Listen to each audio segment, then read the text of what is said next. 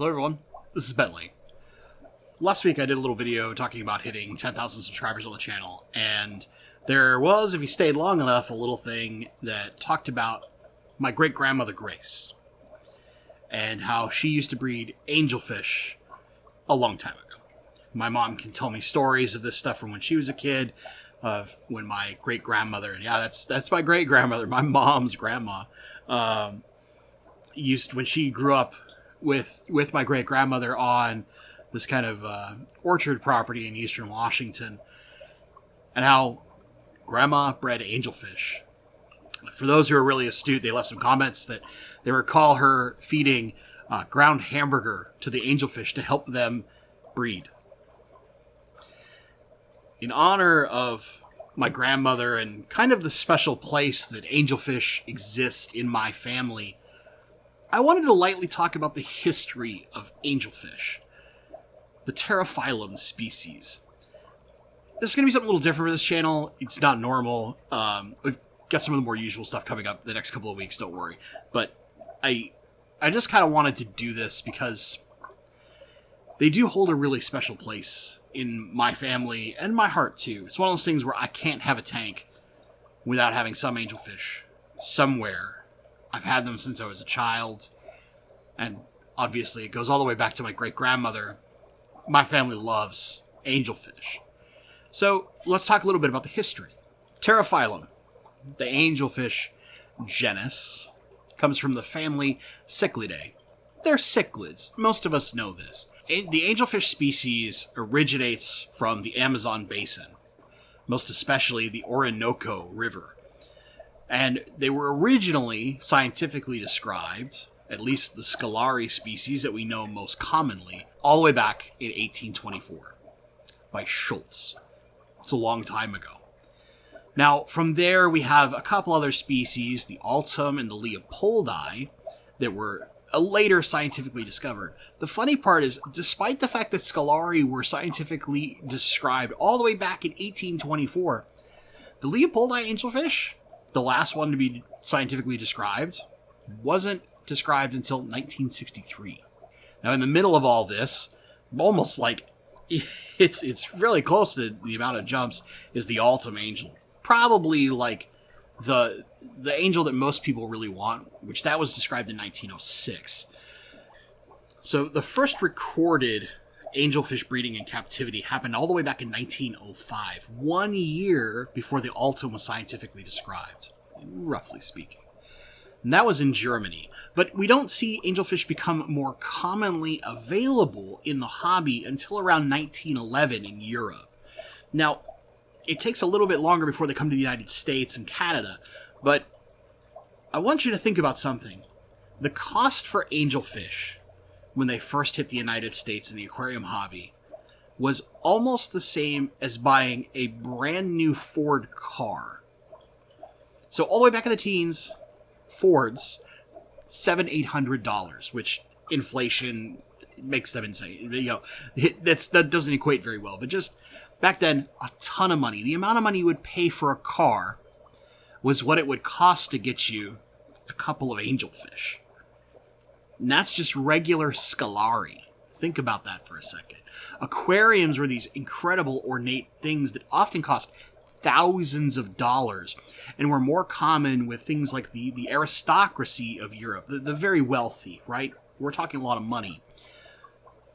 Now, cruise forward a little bit, we see 1911, we start seeing them come a little more common in Europe, and common is still a loose term. They're very expensive, but they become available. It's 1917 where we see the first, to our knowledge at least, recorded breeding in the United States of angelfish. And from there, the rest is kind of history, right?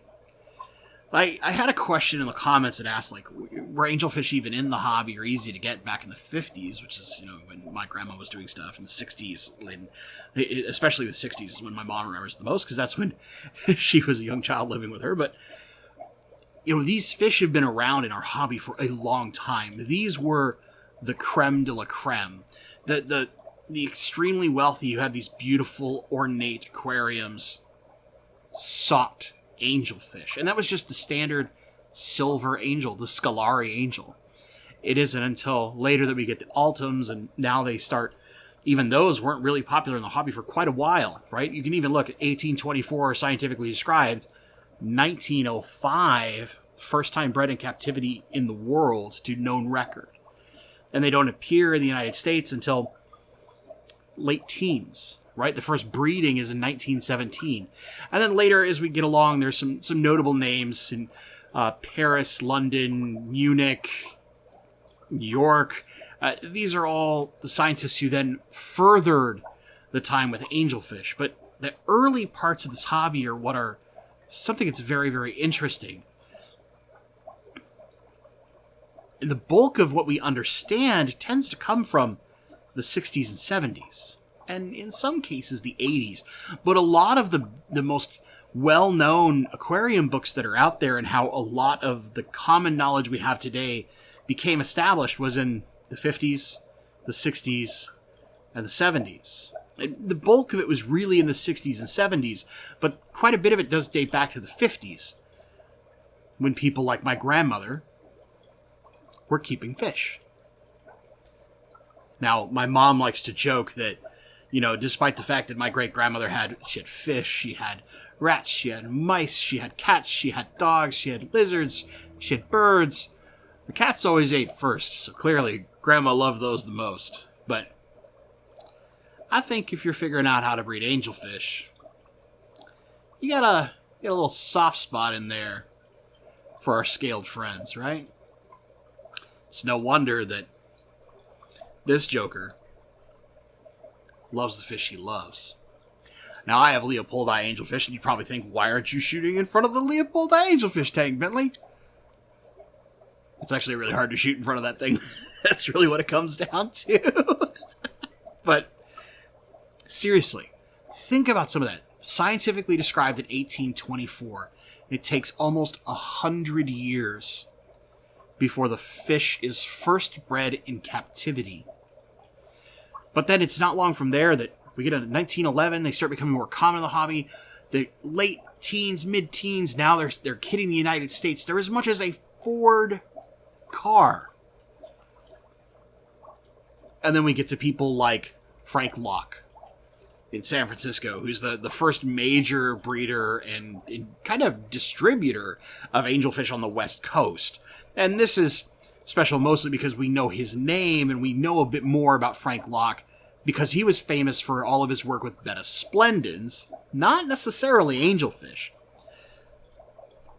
But we know he was one of the ones that made angelfish as common in our hobby as they are today. You can go to any freshwater aquarium store, and you're pretty much guaranteed to see some form of angelfish. And almost all of them are based off the initial Scalari and have been selectively bred to get really cool colors.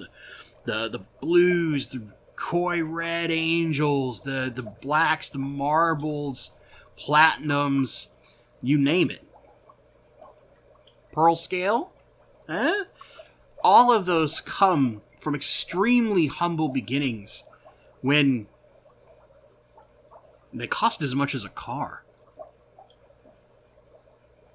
I guess the kind of lesson behind the history here is not necessarily like some in-depth historical lesson, but more think about this process, right?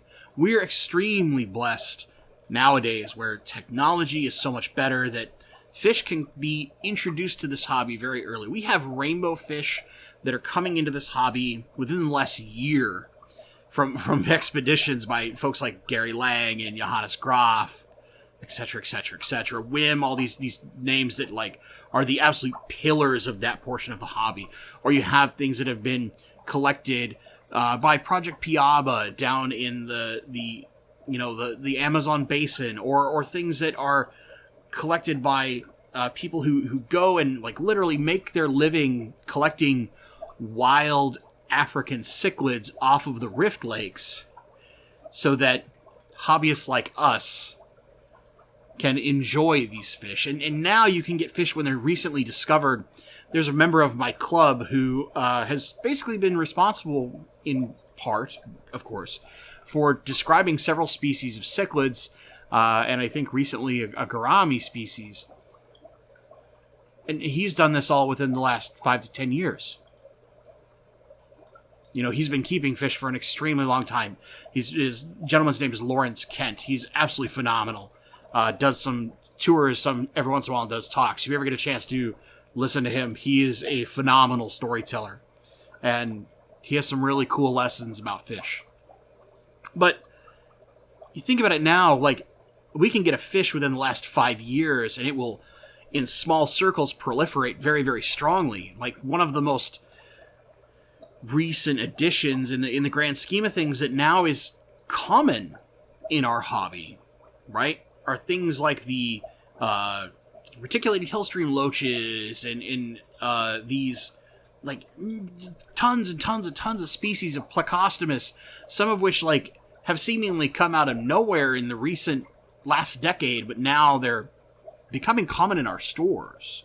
Our local fish stores are carrying these. The difference between the first fish that were the, as my friend Jason at Redfish Bluefish would say, these living jewels in our aquarium, 100 years for angelfish, for the Scolari.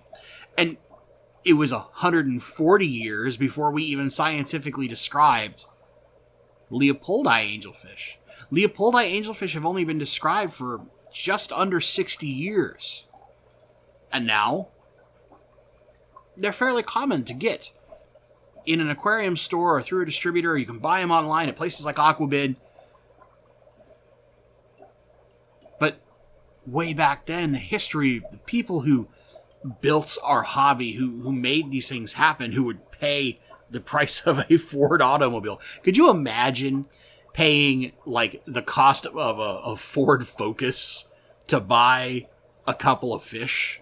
Could you imagine that? Like $25,000 US? I mean, and think of any of your, like, economy cars, right? Even something that's like, say, in your $16,000-$17,000 range. That's an economy car. Your Scions and your Kias, your Hyundais, like that. This kind of stuff. The stuff is budget friendly for people who are looking for an entry level vehicle.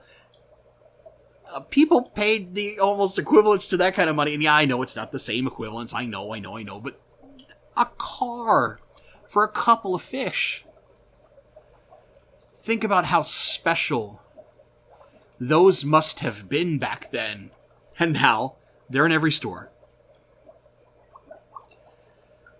Angelfish are special to me. They always will be. Even just your generic Scolari. Now, I keep Leopoldis mostly because I have smaller tanks if they're not going to keep rainbow fish. We know I put all my rainbow fish or guppies in my biggest tanks, but I still have to have angels. It's just kind of the way of things. And eventually I'll probably keep another species of angelfish too. Because, well, that's a way I get to kind of connect with my own fish past. And we can connect with the history of our absolutely wonderful hobby. I know this one's been a little different, and maybe a little scatterbrained. It's kind of purposely more conversational, not like highly edited and not graphics flying everywhere. But, you know, I'd love to hear down below from you guys.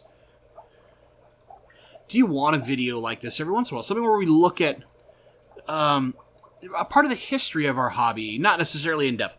I've got a friend who does all sorts of history stuff. That would be Alex at the Secret History living inside your aquarium. You know, fellow club member, friend, doesn't live all that far from me in the grand scheme of things.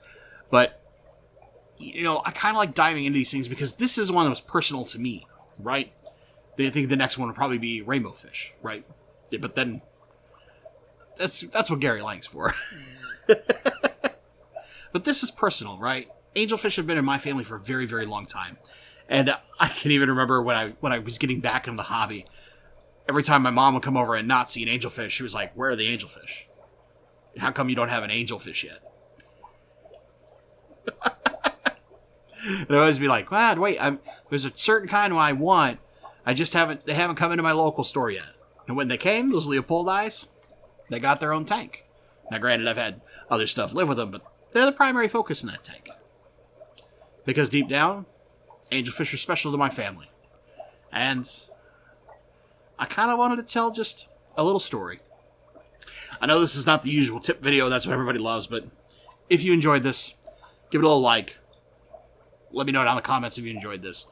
If you didn't, hit that thumbs down twice. And I'll bring more history videos for you, because I know that now, secretly, I know that's what you actually want. Just only history from here on out. No tips, no product reviews, nothing. As always, guys, thank you so much for watching. And be watching in your comments for those of you who entered the giveaway. Stay awesome.